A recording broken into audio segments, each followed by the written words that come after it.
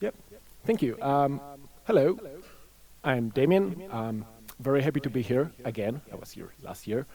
And this is going to be a talk on Vue 3.0, dedicated mostly to library authors. But if you're not building libraries, just applications, that's also good because there is something for you too. So, as already mentioned, I'm doing the news.vue.js.org website and newsletter. You might know me as the person that sends the newsletter to you. Unless you're not subscribed, then this introduction might not make much sense. But you might also know me from some work on open source, the Vue multi-select project. Is there anyone using it here? Yeah, quite a few. I can't see anyone here because of the light. So, Validate, anyone? Okay. Vue global events. Oh yeah, but this is the best library like I ever created, so I very much encourage you to try it out. Mostly because there's just like 30 lines of code, so there is like no maintenance. I also started the Vue.js Poland group on Facebook. Who's a member of the group? Okay. If you're interested in Vue, I would encourage you to join. We also do run meetups, so there is the link to the meetup on meetups.com. We've organized 7 meetups so far. One will be today, later.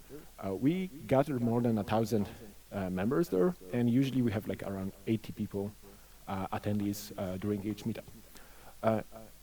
During the day, I usually work at CourseDoc. We are building a scheduling platform for US-based universities, which is pretty cool, and it has a dog in its logo, so that's also a perk.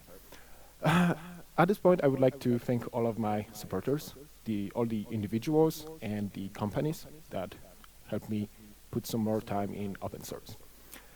Thank you very much. Okay, let's start with the talk. Vue.js 3 for library authors. So what's changing? And I guess I could go through all of those changes, like render function changes, some changes to the directives, and some other changes. But generally, it's kind of boring because those are all just like breaking changes and they won't really affect the way you build your libraries. What's gonna be affecting the libraries though is the composition API. And the composition API is basically created through 2 new additions to Vue. One is the advanced reactivity API. The other one is the possibility to dynamically inject lifecycle hooks. So let's take a quick look. So dynamic lifecycle injection. It allows you to, in a composition function or in the setup method, which is new, you can see it here. You can inject dynamically lifecycle hooks like unmounted, unupdated. Most of the lifecycle hooks that you know right now will be available with a on prefix. And this is very simple. So let's move to the advanced reactivity API. And this gives us a way to create standalone reactive state, computer properties, and watchers. Who's already familiar with composition API? Oh, not many of you, given there were some Vue users. So there's something new for you. Okay, so first of all, we have the reactive function, which allows us to create a reactive object. And it expects an object because of some limitations on how the data is being passed. This is very similar to how the current data works in a Vue component. There is also a ref, which stands for reference or pointer, and this allows us to create an object wrapper around even around a primitive value, like a string or number, which are usually passed by value and not by reference. And we need to be able to pass them through reference so that we can keep the reactivity whenever we move the variable between functions. Especially if you want to spread or destruct an object, which would be something that with the reactive, if we were to use the reactive function, could fail when we are doing destructuring. So I would personally recommend using refs for everything. Uh, the drawback is that whenever you want to access the value of that pointer, you have to do, like in this example, you have to do counter.value. And if you want to change or mutate it, override it, you have to do counter.value and then equals something. Or in this case, just increase the number. We also get computed function, and here we just pass a callback, and this is very similar to how you're creating the computed properties in components. This is just a function that you can see here, and whenever it touches any reactive refs or reactive state, it will update automatically and cache the old value.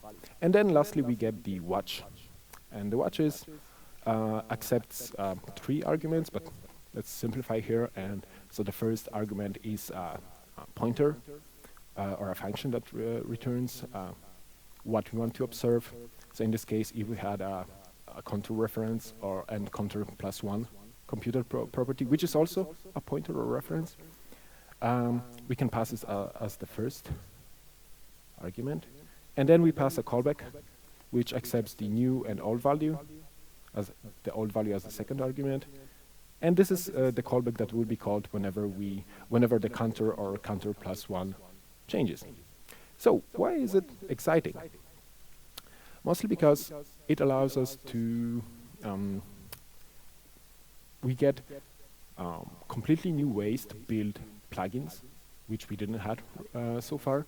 It also allows us to have an easier time creating integrations with like third-party libraries, like for example RxJS. If you would like to create like a wrapper on RxJS, you can do it very easily thanks to, and it doesn't have to be coupled to any components. It can just be a function that just imports the required reference, creates the required reference, computed properties, and so on. And it also allows us to create very easily some alternative state management libraries. So basically anything that is managing data extensively, this can be redone with the composition API, with the advanced reactivity API very easily. So let's take a look at a very simple example of how it can be used to create plugins. This is a very simple one from the Vue use web repository. And what happens here, we have the, let's just set a different hand.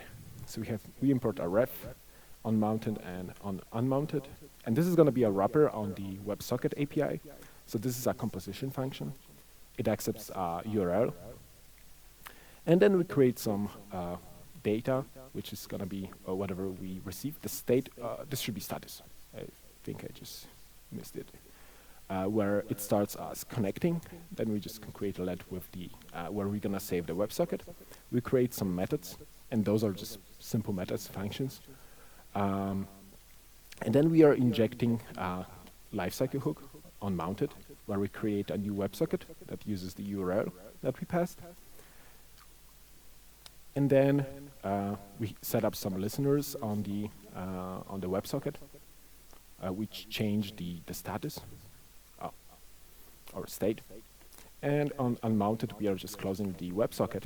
And also, it's worth mentioning that the dynamic lifecycle hooks, they are bound to the component that is using the composition function, so they have to somehow exist within a composition within a component. But they don't have to be. They can be used in a composition function that is being called by another composition function, and as long as the last composition function is being called by a component, those lifecycle hooks will be bound to that component. And at the end, we just return whatever we want from the composition function. In this case, it's state, data, close, and send. And then if you want to consume it inside a component, we can do just that. So there is a setup method. It accepts props. The setup method is executed somewhere between before create and created. So you can think about it as a function that basically sets up your component. So we don't have access to this because this doesn't exist yet. And here we can just call the use WebSocket, pass some socket URL that we want to use, and get the data that we return, and there is the mistake, like it should be state or status in the other previous thing. And then whatever we return from here is being will be available on the component instance, so also available in the template or in other methods and so on and so on, which is very, very useful because this allows us to, similar to mixins, but with none of the drawbacks, it allows us to extract some of the logic, which is coupled together, like some methods, some local state, some computer properties, watchers, into a separate function, and then just call the functions that we need in this component and our other components, so we can like share the code.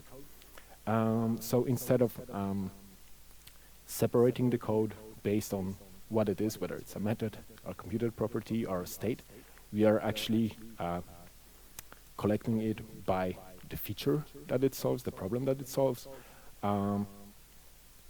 and it should work wonders within like bigger components where those methods like mix up between like different responsibilities.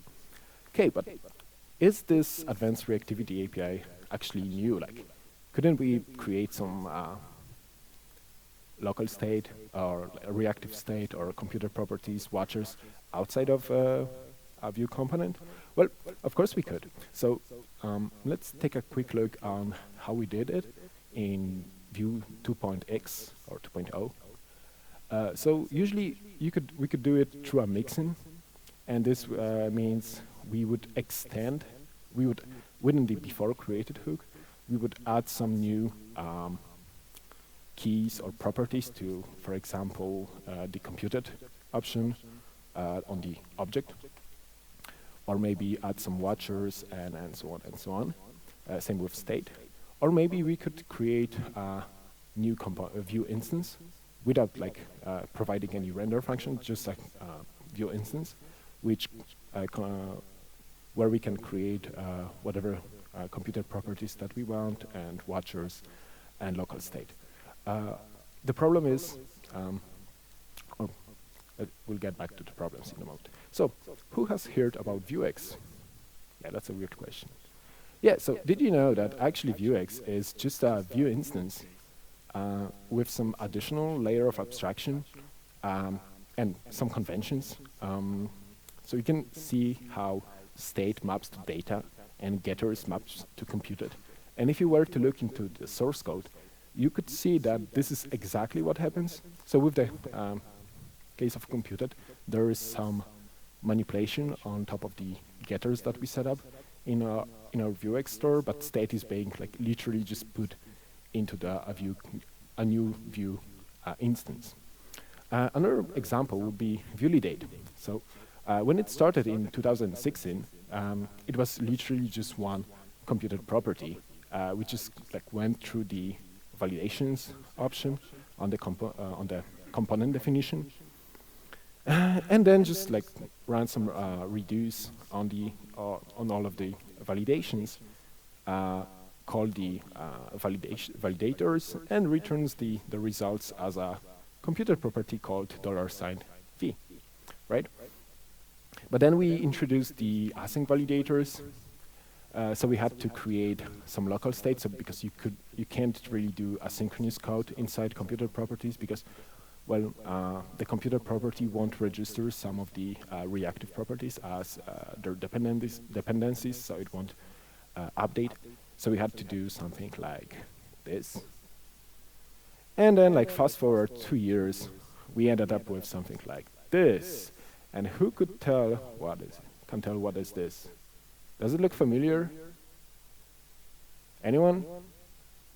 Okay, so H is like for hypertext, and this is, well, validate ended up with a fork of snapdom, which Vue also forked, and this is the algorithm to manage virtual DOM diffing. So we had to do virtual DOM. Well, we had to create virtual validations objects to store the validation results and then div them because of some issues with each validator I had. Well, terrible. Not very developer friendly, as you can see.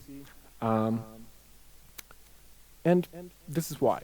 So first of all, if you were to go through the mixins way, there is a low, but depending on like how careful you are, there is a chance that there will be some collisions when it comes to creating properties on the component that you want to extend, like add some as a plugin outer, add some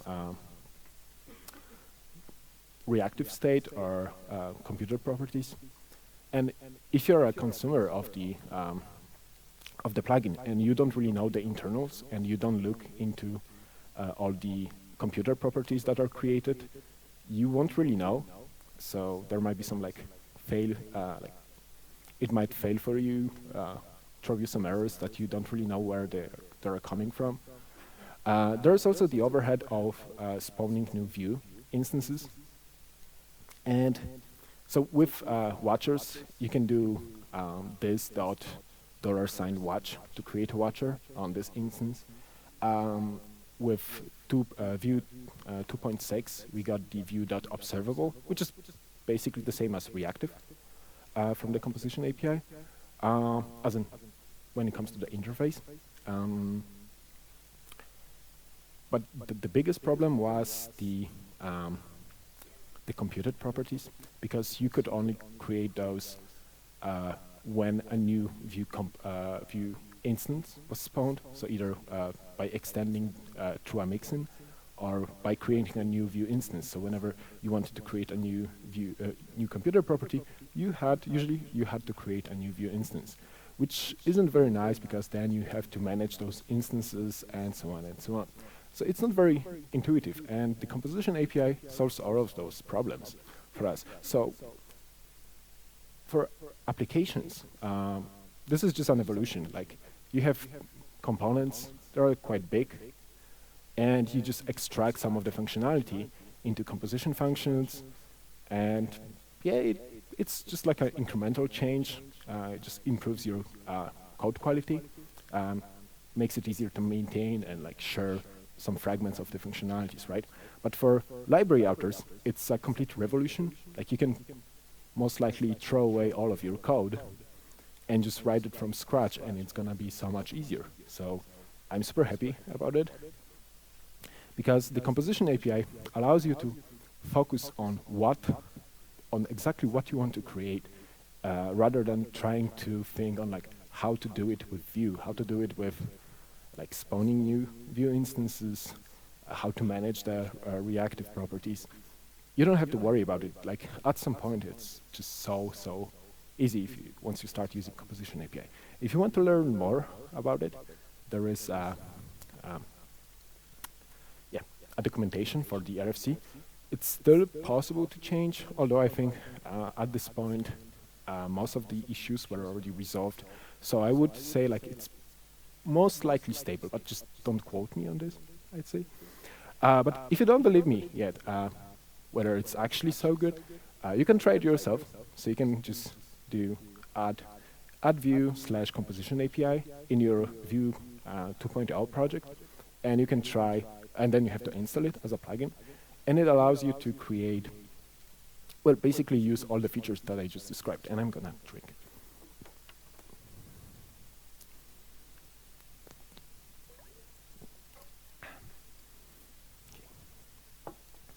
So I did exactly that to prepare for the talk. So at first I was a bit,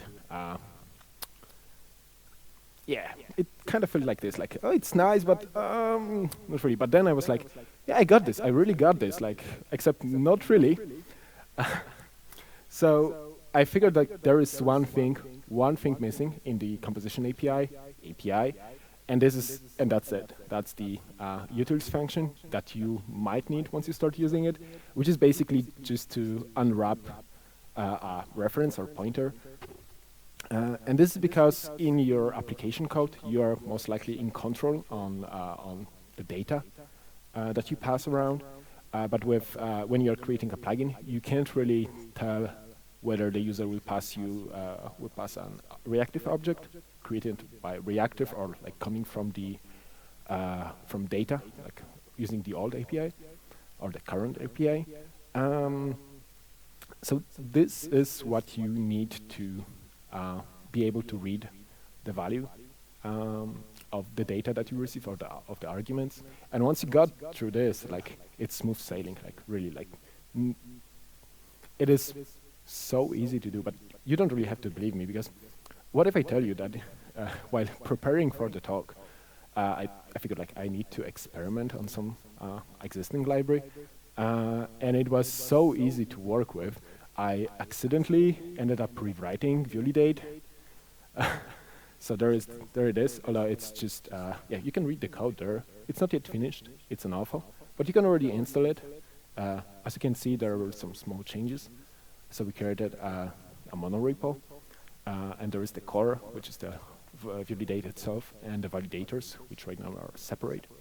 And just some examples. So creating a synchronous result, it's as simple as this. So we have a function where we pass the rule that we want to use to validate. We pass the model, so the value that we want to validate, and we just return a new computer property. There is some magic with the invalid, but this is just for some new features that we have planned. And when it comes to an asynchronous validation result, it's pretty much similar. So we create a ref for invalid, we set up the pending, and then we create a watcher where we want to observe the model that we get. And then there's the callback that is managing, like, updating the invalid state. And we set it to lazy, so it doesn't, it won't be called initially when we start the application. And then we just return the status, whether it's invalid or not. So it's written from the scratch. It's built for Vue 3.0, but you can test drive it with 2.x with using the plugin, because it's required for it to work. And generally, it's half the code, quarter the complexity, because once you remove all of the inherited complexity from, like, creating, like, managing the reactive state, the computer properties, the way it was in Vue 2.0, it turns out that the library is very simple, like really simple, I guess. Like, whoa. So yeah, and yeah, it's mostly backwards compatible. So if you want, we can go through some of the changes on how we will be able to use it in the future. So we created some reactive properties in the setup method, so a password and repeat password. They start as empty strings. Then we have the new composition function, which is the use validate, which accepts first the rules object and then the state. And this is how it looks actually when we are actually using it. So we pass in the rules here. So for the password, we say it's required and there is a min length of 7. And for the repeat password, we just say same as, and we pass the value that we want to compare to. And then we pass the state. And as you can see, it has to map exactly to the object. This is the same as we had in the current validate. What about backwards compatibility? So generally, it's just this. Like, we add a mixin, and what it does is set validations, which is just an internal name of the use validate function, where we pass the validations, which is everything that we had on the options, component options. And then the state, which in this case is this. And it just works. So the old syntax that you might remember is still fully supported. And then you might have noticed that there is this with message thing. And this is a new thing, which is, utils function, which allows us to add messages, either a string or a function, that receives some of the outputs of the validations and some params that if we pass those, like in this case, it will receive the 7. And it allows us to have built-in messages into validate. And all of the 21 validators that we have already come with default messages, so you can use them. And also, because it's a separate repo, all of the validators are fully tree-shakeable. It's a separate package, means it also has a separate release cycle, and it should be very easy to contribute. And it's also very easy to create your own validators. So we will finally be able to just add more validators without like worrying about the size of the library, because you will only use you will only ship the ones that you use. So if anyone would be interested in like providing some validators, that's just like one pull request away from making it. So demo time. Okay. Whew. Yeah, there it is. It doesn't look very nice. And yeah. Okay, so first of all, let's try with the password. And as you can see, there are already errors here. So I'm just like try typing like ABC. And then, yeah, email is required. So let's do dd add, oh, there is a verifier here. I like an asynchronous verifier, so let's do like dd.com. And I wonder what's the requirements. Okay, this is not used, so it's gonna work. And then we can do ABC, so this matches, but it still says the password should be like 7 characters long. So we can just like tune in the requirements. Like, I wish I could do that for like different pages. Like if they say like capital letter, special character, and like at least 8 characters long. So I could just like tune it down, and well, it works. So the rules obviously can also be reactive and like dynamic. Let's just do D, H, D. Oh, yep. And as you can see here, and I hope this works, but let me just break it. You can see at the root of the $V, you get this new field which is called errors, and it collects all of the errors that we had in our validator, and just gives it us as an array where we can iterate over those and well, show the error messages very easily. And if you go inside, like depending on like whether it's a user email or password, you got those error messages here. So if you'd like to just see the error messages for a specific field, you just go deep into those, and you get the errors here. Okay, let's go back to the. Okay. So this could mean that you could say goodbye to validate error extractor. Is there anyone that uses it except Dobromir? See, no breaking changes. Great. Sorry. Although it might become accessibility helper in the near future, which is also pretty cool. But hey, there are some breaking changes, and I hope you don't mind, because we are removing the each schema field, which was the source of like all bad that happened to validate at some point.